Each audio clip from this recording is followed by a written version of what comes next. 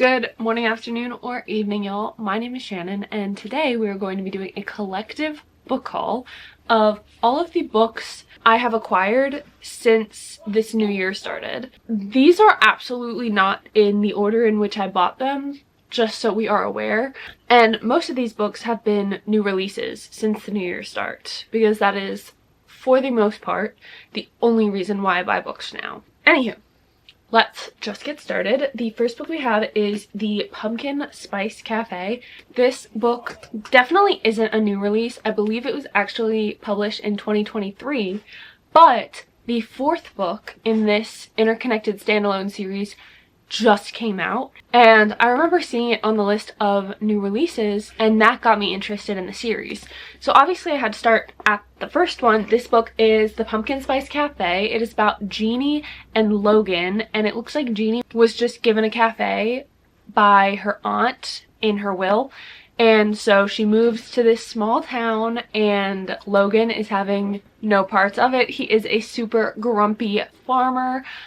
In my head, I'm picturing Luke from Gilmore Girls. It's just a cute small town romance, it seems like, and I always eat those up, even if romance isn't what's really doing it for me in terms of 5-star ratings. I'm sure I'm gonna eat this up, and it sounds really good, but I'm glad to get into another small town interconnected standalone series because they're always good. They're always good.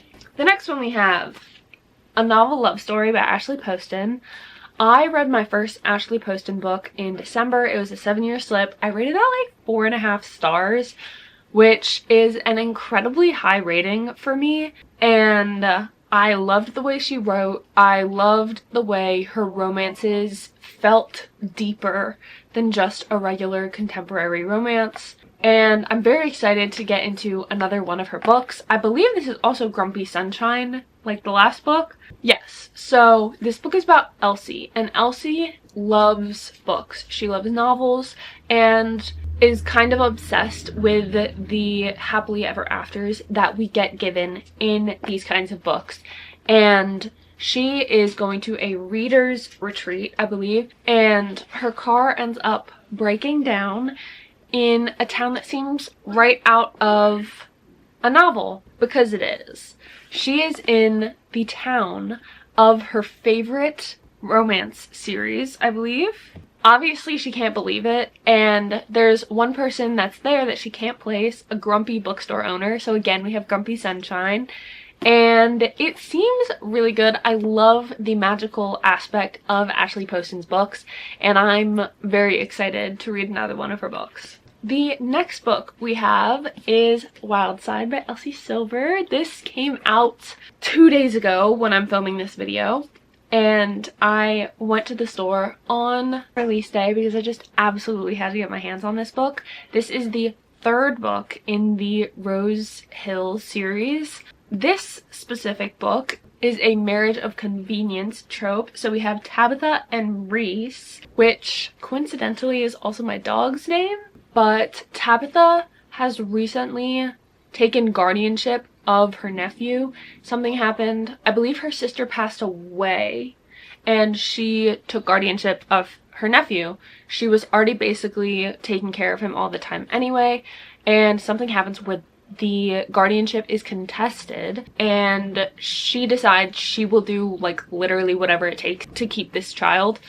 And so that means marrying Reese. And it seems like they kind of have like a weird enemies. Like, I don't know. It kind of just seems like they're attracted to each other, but they're not willing to admit it, so they act like they hate each other.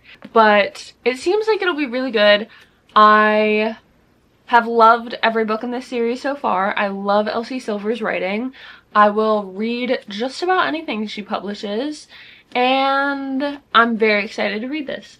The next book we have is a little uncommon for the books we normally talk about on this channel, but it is Don't Believe Everything You Think by Joseph Nguyen. This book, I already read this. I finished this in February. It was so good. I got this because I've really been enjoying reading self-help books. They actually help which is such a revolutionary idea that a self-help book would actually help. But it was very good. It talks a lot about how a lot of our suffering in life comes from thinking and overthinking, and that there is a way to like calm it down almost, and it really helped. I mean, I feel like I've been using the techniques that this book taught me every day, all the time, because I'm such an overthinker, and I loved it personally. Next book we have is actually on my March TBR. Haven't read it yet, but I may have by the time this video is actually going up. Rebel Witch by Kristen Ciccarelli. This is the second book in the Crimson Moth duology. It is a witch and witch hunter romance. It is so good. The tension is so good. There's also an aspect of the fact that the witch's best friend is madly in love with her, and he also happens to be the witch hunter's brother. It's so good. I rated the first book 5 stars. I'm so excited to read this book. The next book we have is Emily Wilde's Compendium of Lost Tales. I did literally just make a physical TBR video. It is the most recent video on my channel, and so buying the third book in a series I haven't even started doesn't seem like a great idea, but hear me out. I really wanted to get the hardcover because these naked hardcovers for this specific series are just gorgeous, and I also know that I'm going to love this series when I read it, so I may as well get the edition of it I want. Like, I know I'm going to love it. I just need to read it. But the entire Emily Wilde series follows Emily Wilde, and I believe the first book is her trying to create a specific encyclopedia of fairies. Shocking, I know. Of a specific group of fairies that I don't think has been discovered really. I'm not sure. Obviously I haven't read it, but the series seems really good. I really have been loving the cozy, low-stakes fantasy vibe lately, and I just wanted to get the last book in the series when it came out. Apparently this is like a really big TikTok book. I haven't seen that. I don't have TikTok, so it, like, obviously I'm not going to be seeing the books people are talking about on there, but this book seemed really interesting, and I'm just going to read the back because it is a little confusing and I wouldn't know how to shorten the summary. It says, in a world ruled by the cruel and merciless stars, Alara has been cursed by fate. A prophecy promises she will fall for a star, but that it will kill them both. So when Arete, the star of wrath and war, descends to wreak havoc on Alara's kingdom of night, she flees her home only to be captured by the neighboring Helios, kingdom of light, and falls straight into the arms of an enemy prince. Fearing that Arete, I don't know, might turn his sights to Helios next, Prince Lorenzo is forced to train Alara as a weapon, one worthy of battling against the tyrannical reign of the stars, but there are shadows even within the kingdom of light, and they threaten to reveal the darkness in Lorenzo's past and the ancient magic that slumbers in Alara's veins. And with it all comes an undeniable star-crossed pull between Alara and Lorenzo that neither can seem to resist. It sounds really interesting, and I'm sure I'll love it, so I picked it up. The next book we have is The Only One Left by Riley Sager. This was a book I bought because I was influenced by my favorite YouTuber, Hannah Elise. I wouldn't say I would say she's my favorite YouTuber. Like, overall, she's my favorite YouTuber. I'm currently, however, binging Sophie Jane's videos though. So, that's who I'm currently obsessed with. But overall, I would say Hannah Elise is definitely my favorite. Anywho, she said Riley Sager was her favorite thriller author, so I wanted to pick up a book of his because it actually sounds really good. But this is about Lenora, and years ago, she was kind of accused of killing her entire family. Her sister died, her father died, her mother died. She was the only one left alive.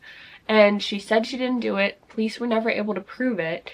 And so she's never really exited the house since because everyone thinks she killed her whole family. I mean, what would you do? And after a couple of strokes renders her mute, She can only really communicate by typing on a typewriter, and she has a home health aide that is helping her.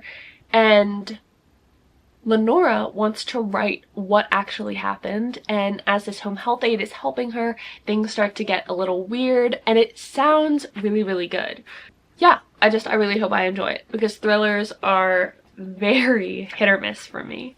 The next book we have is Deep End by Ali Hazelwood. This came out in February. I originally wasn't gonna get it because, like I said, me and romance kind of on the outs right now, but I decided to pick it up because I really like Ali Hazelwood's writing and the way she writes fictional men. And it's a good thing I did, because I rated this book 4.25 stars when I read it in February. I absolutely ate it up. I know this book was really, really critiqued for not being spicy enough given how it was marketed, which makes sense, but I don't really like a lot of spice, so I didn't have a problem with it. And I just absolutely loved Lucas so much, and the way that he cared for Scarlett. It really just boils down to the fact that I love the way Ali Hazelwood writes her fictional men. I think they are just about near perfect to me, and I absolutely ate this up. It was so good, and I'm so glad I bought it. The next book I bought was, again, a book I've already read, Beg, Borrow, or Steal by Sarah Adams. This is the third book in the When in Rome series. This came out early January, I believe, and it was so cute. It was about Emily and Jack, and they have a rivalry that's been going on since college. Something happens where he leaves town, then comes back single, and they end up neighbors, and she's really been trying to become an author, and something happens where she kind of sends her manuscript to the wrong person, and she enlists Jack's help in getting it back. It was such a cute story. I love this series, just a cute small town romance series, and I believe I rated this 3 stars. The next book we have is another self-help book. It is The Let Them Theory by Mel Robbins. Again, I have just really been enjoying self-help books lately. I did start this. I'm not super far into it. I've just been reading it when I feel like it, really. But whenever I do read it, I eat it up. I love it. I think it is so simple, but a very powerful message about just letting people be. Like, if they want to do that, let them. It's their life, and then you can choose how you react to it. Anywho, I am really enjoying this, and yeah, so I decided to pick it up. Actually, the reason I bought it was because I was, again, influenced by Hannah Elise and Steph Bohr, because they are friends now, which was honestly the biggest, like, Marvel multiverse thing coming together. I was so excited to find out that they're friends, and I don't even know them. But they both got this book, they both really enjoyed it, and so I wanted to pick it up because of that. The next book I got, again, oh my god, I'm easily influenced by Hannah Elise, The Wedding People by Allison S. Bach. I got this because of Hannah Elise. She read this last year, and she mentioned that something, like, kind of intrigued her in the first couple chapters. I was very curious what it was, and so I got the book, and I did start reading it. I haven't finished. I just got sidetracked by other books. I definitely intend on finishing it though, and I absolutely see what she means. This book is very, very intriguing. I'm not gonna spoil what the, like, little surprise is, but this book is about Phoebe, and she has kind of had her life implode, and she decides to go on this vacation to this place she always has wanted to go, and she finds out when she's there that everyone else there is there for a wedding, and the bride is very confused as to why she's there. She's like, I actually specifically made sure the only people here were for the wedding, so, like, why are you here? And it just goes on from there, and so far it's absolutely incredible. It definitely hits really hard, and I'm very glad I picked it up. The next book I picked up, The Rag Picker King by Cassandra Clare. This is the second book in, I don't know what the series is called, but the first book was Sword Catcher, and So I wanted to pick it up because no, I haven't read Swordcatcher yet, mind your business, but I wanted to pick it up. And I am excited to actually read Swordcatcher. I almost read it last month, but again, I got sidetracked. Last month was really bad for me for fantasy. So I'm hoping I'll get around to it in the near future. And I wanted to have the second book on hand. Okay? Also, if you watched me talk about Swordcatcher, you would know that my copy of Swordcatcher has the map upside down, and we have it right side up on this book, so improvements are being made. The last book I have picked up in the past couple months, I actually picked up today. It is The Favorites by Lane Fargo. Also, the more I look at this cover, the more I love it. I didn't really know what this book was about when it first came out, but it sounds so good. This book is about Katarina and Heath, and Katarina was a figure skater. She ended up pairing up with Heath. I believe they ended up going to the Olympics. They had like an incredibly passionate, toxic kind of partnership, and years after all of this drama has happened, a documentary comes out about them, and they weren't asked for consent. They like literally informed no one about this coming out, and so Katarina's kind of pissed when it comes out, especially given how much it got wrong, and she wants to come out, set the record straight. It sounds so good. I heard Rachel Catherine describe it as a mix of Daisy Jones and the Six and Magnolia Parks, and that instantly had me sold. It sounds so good. Not to mention the fact that I absolutely love ice skating, and I'm sure that will intrigue me just as much as every other part of the book. But it just sounds so good. And again, the cover is like actually exquisite. And then the part about her like coming out after all of this time, it honestly kind of reminds me of Carrie Said It Was Back too. And I rated that book 5 stars. So we have all 5-star books here. Daisy Jones and the Six, I rated 5 stars. Magnolia Park series, I rated 5 stars. Carrie Said It Was Back, I rated 5 stars. And it sounds like it has elements of every single one of those books in here. So I can't imagine that I won't absolutely love this. But those are the, sorry, one second. 1, 2, 3, 4, 5, 6, 7, 8, 9, 10, 11, 12, 13, 14 books that I have picked up in the last couple months. I sincerely hope you guys enjoyed this video. If you stayed until this point in the video, cannot thank you enough. I appreciate each and every single one of your beautiful faces. All of my social media is linked down below for you guys. I hope you guys are having an absolutely incredible morning, afternoon, or evening wherever you are in the world, and I will see you guys in my next video. Bye guys.